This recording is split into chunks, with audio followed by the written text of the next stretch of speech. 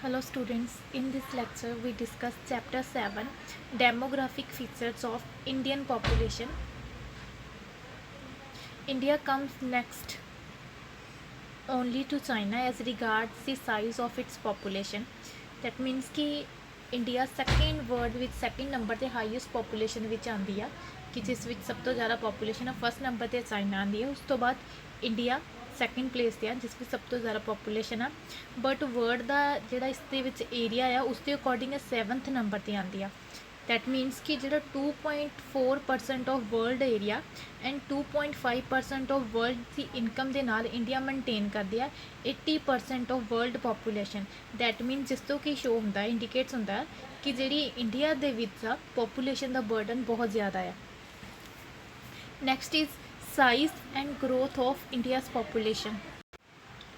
Post independence period तो बाद जी India की पॉपूलेशन सी रैपिडली इनक्रीज़ कर रही सी 1951 ਦੇ ਵਿੱਚ ਜਿਹੜੀ ਇੰਡੀਆ ਦੀ ਪੋਪੂਲੇਸ਼ਨ ਸੀ ਉਹ 36.11 ਕਰੋੜ ਸੀ between 1951 and 61 it increased by more than 7.81 crore that means ਕਿ ਉਸ ਟਾਈਮ 1951 ਤੇ 61 ਦੇ ਪੀਰੀਅਡ ਦੇ ਵਿੱਚ 21% ਦੀ ਜਿਹੜੀ ਗਰੋਥ ਰੇਟ ਸੀ ਪੋਪੂਲੇਸ਼ਨ ਦੀ ਜੋ ਕਿ ਪ੍ਰੀਵੀਅਸ 40 ਪਿਛਲੇ ਜਿਹੜੇ ਪ੍ਰੀਵੀਅਸ 40 ਈਅਰ ਸੀ ਉਸ ਦੇ ਕੰਪੈरेटिवली बहुत ज़्यादा see this excessive rise in population is called population explosion the size of population in 1981 विच कितना सी 68.33 करोड़ 2001 ਦੇ ਵਿੱਚ ਸੀਗਾ 102.90 करोड़ एंड 2011 ਦੇ ਵਿੱਚ ਸੀ 121.02 करोड़ दैट मीनस कि हर साल इंडिया ਦੇ ਵਿੱਚ हर साल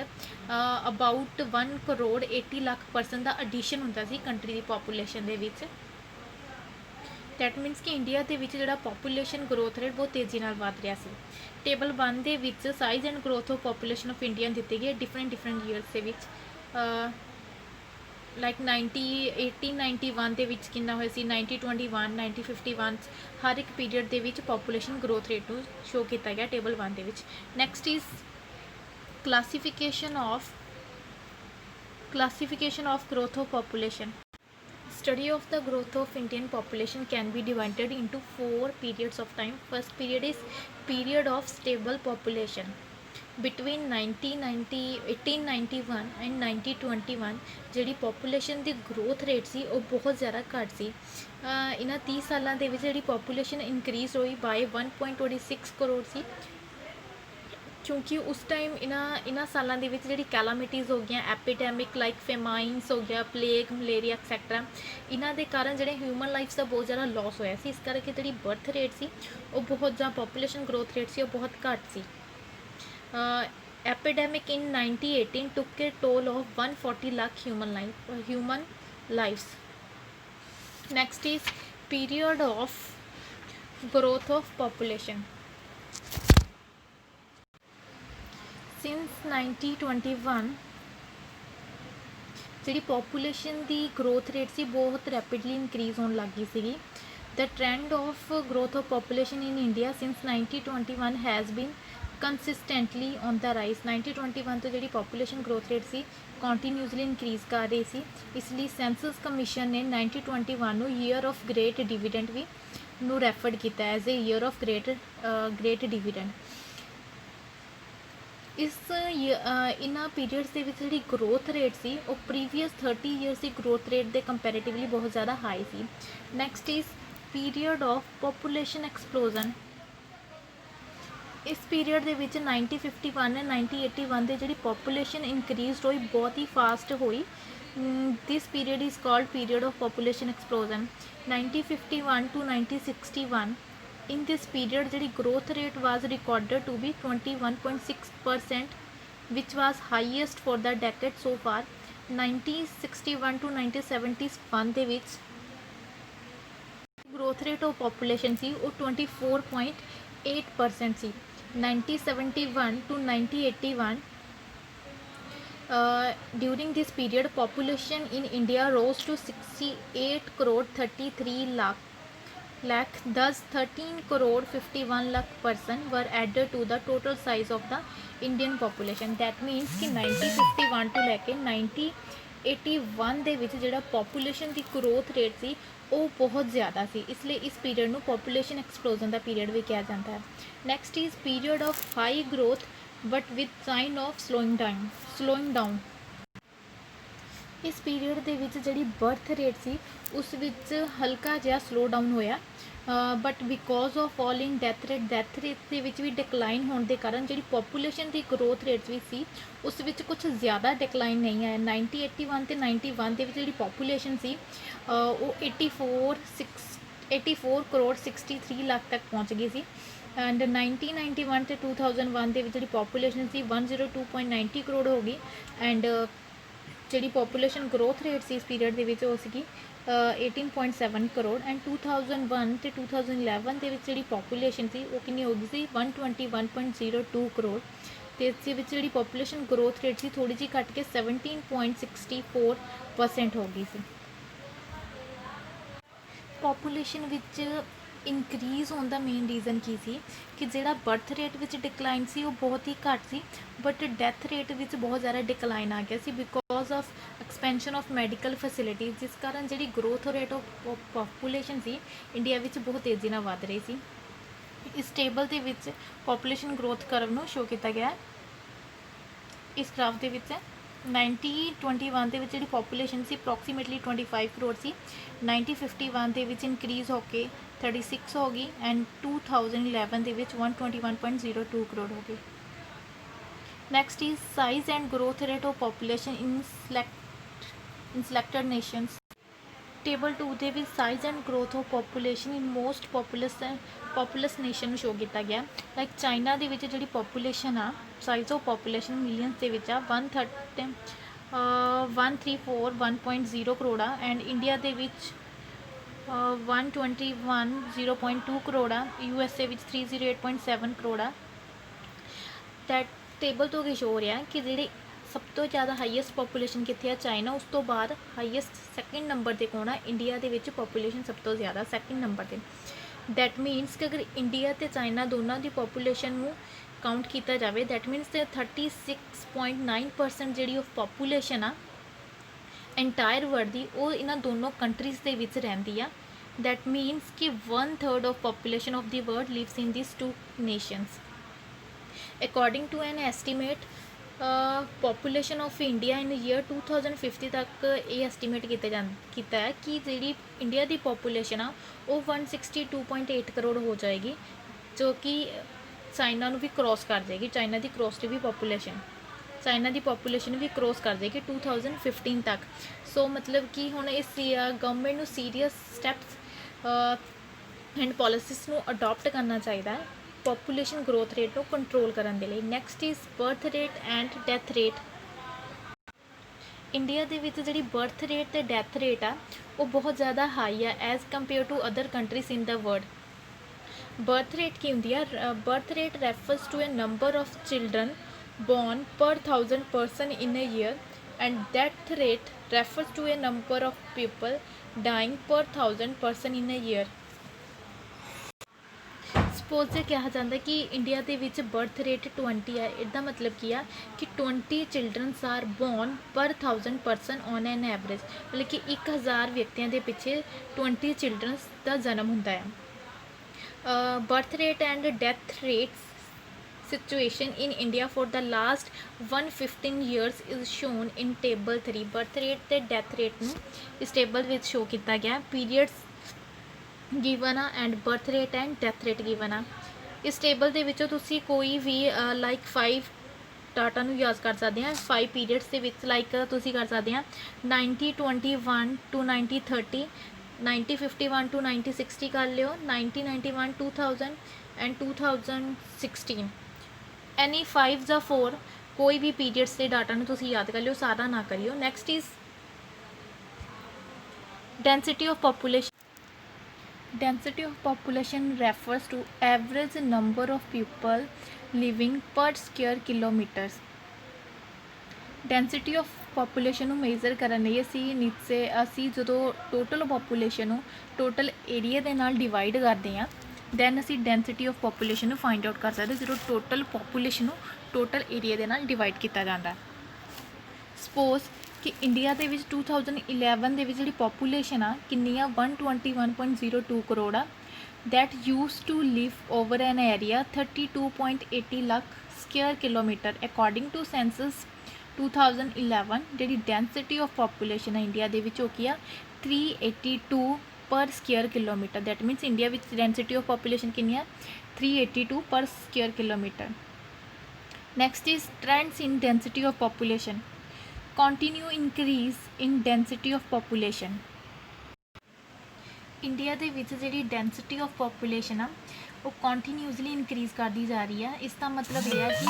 ਜਿਹੜੀ ਅਵੇਲੇਬਿਲਿਟੀ ਆਫ ਲੈਂਡ ਆ ਪਰ ਪਰਸਨ ਉਹ ਘਟਦੀ ਜਾ ਰਹੀ ਆ ਦੈਟ ਮੀਨਸ ਉਹ ਡਿਕਲਾਈਨ ਹੁੰਦੀ ਜਾ ਰਹੀ ਆ ਇਨ 2011 ਦੇ ਵਿੱਚ ਜਿਹੜੀ ਡੈਂਸਿਟੀ ਆਫ ਪੋਪੂਲੇਸ਼ਨ ਆ ਇੰਡੀਆ ਦੇ ਵਿੱਚ ਉਹ 382 ਪਰ ਸਕੁਅਰ ਕਿਲੋਮੀਟਰ ਆ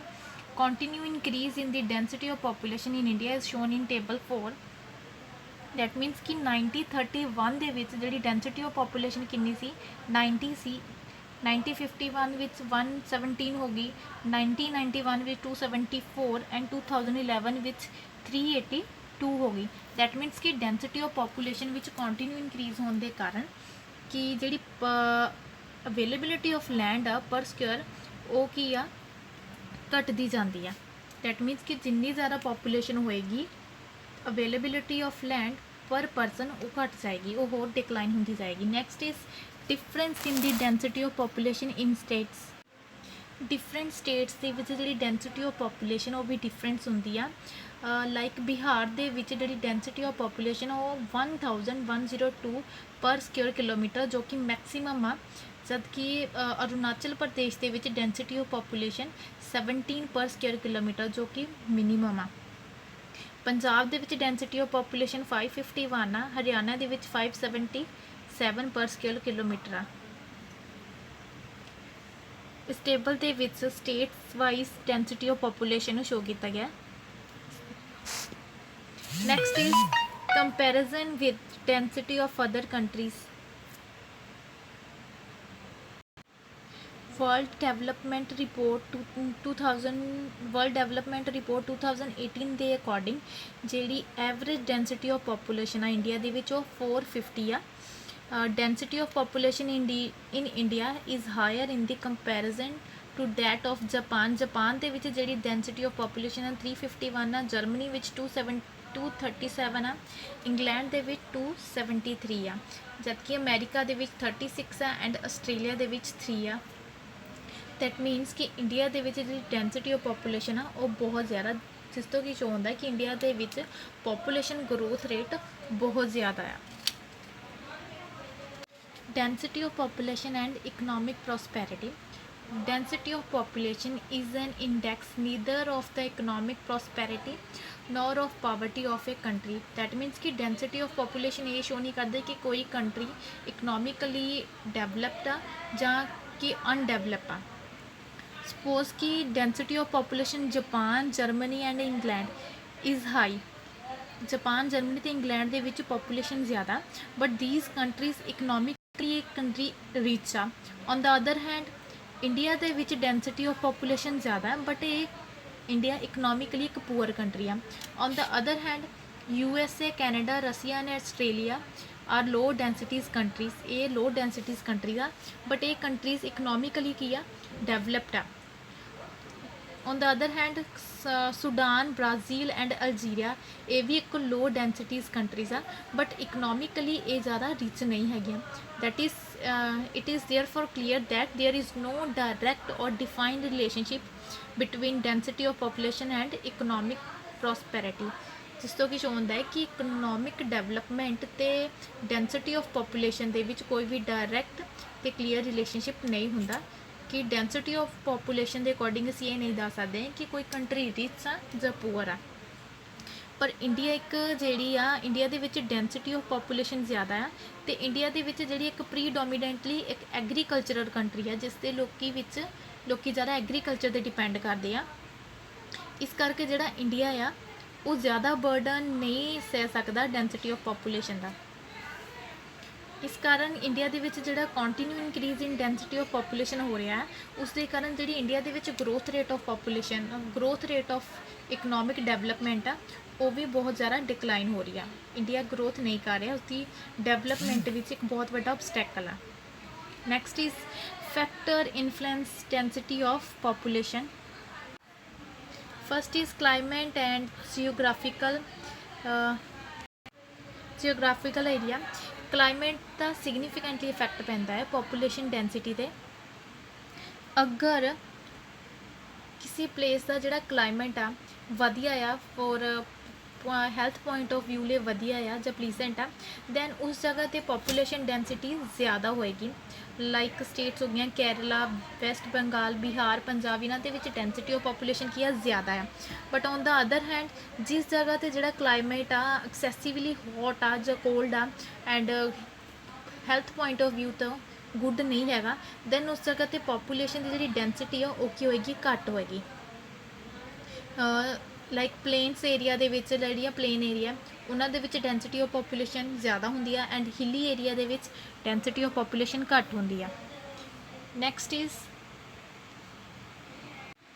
ਅਗਰ ਕਿਸੇ ਸਟੇਟ ਦੀ ਸੋਇਲ ਜ਼ਿਆਦਾ ਫਰਟਾਈਲ ਆ ਦੈਨ ਉਹ ਕੀ ਅਟਰੈਕਟ ਕਰਦੀ ਆ ਫਾਰਮਰਸ ਨੂੰ ਫੋਰ ਕਲਟੀਵੇਸ਼ਨ ਦੇ ਲਈ, ਜਿਸ ਦੇ ਕਾਰਨ ਕਿ ਉਸ ਏਰੀਆ ਦੇ ਵਿੱਚ ਪੋਪੂਲੇਸ਼ਨ ਡੈਂਸਿਟੀ ਜ਼ਿਆਦਾ ਹੁੰਦੀ ਹੈ। Like West Bengal, UP, Punjab, Bihar,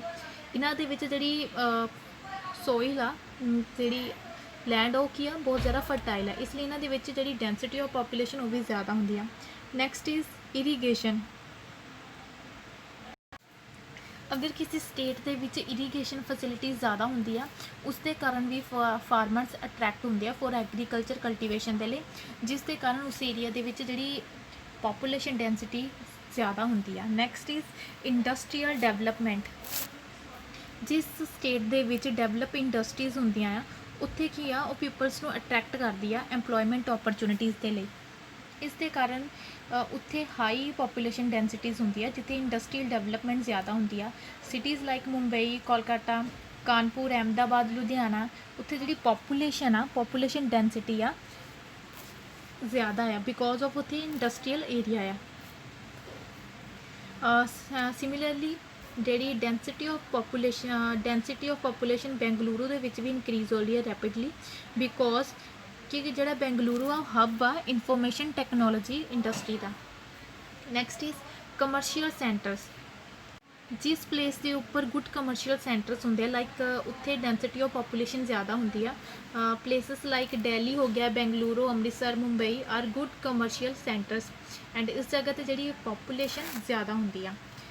next is religious place. Religious place ਕੀ ਆ ਟੂਰਿਸਟ ਨੂੰ ਅਟਰੈਕਟ ਕਰਦੇ ਆ। ਪਲੇਸਿਸ ਲਾਈਕ ਹਰਿਦੁਆਰ ਹੋ ਗਿਆ, ਅੰਮ੍ਰਿਤਸਰ, ਵਾਰਾਣਸੀ, ਇਹਨਾਂ ਦੇ ਵਿੱਚ ਟੂਰਿਸਟ ਬਹੁਤ ਜ਼ਿਆਦਾ ਹੁੰਦੇ ਆ। ਇਸ ਕਾਰਨ ਇਹਨਾਂ ਦੇ ਵਿੱਚ ਵੀ ਜਿਹੜੀ ਪੋਪੂਲੇਸ਼ਨ ਡੈਂਸਿਟੀਜ਼ ਹੁੰਦੀ ਆ ਉਹ ਵੀ ਜ਼ਿਆਦਾ ਹੁੰਦੀ ਆ।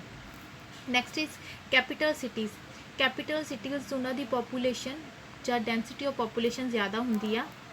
ਕਿਉਂਕਿ as many government officers are located in capital cities. Capital cities ਦੇ ਵਿੱਚ ਗਵਰਨਮੈਂਟ ਆਫਿਸਰਸ ਹੁੰਦੇ ਆ।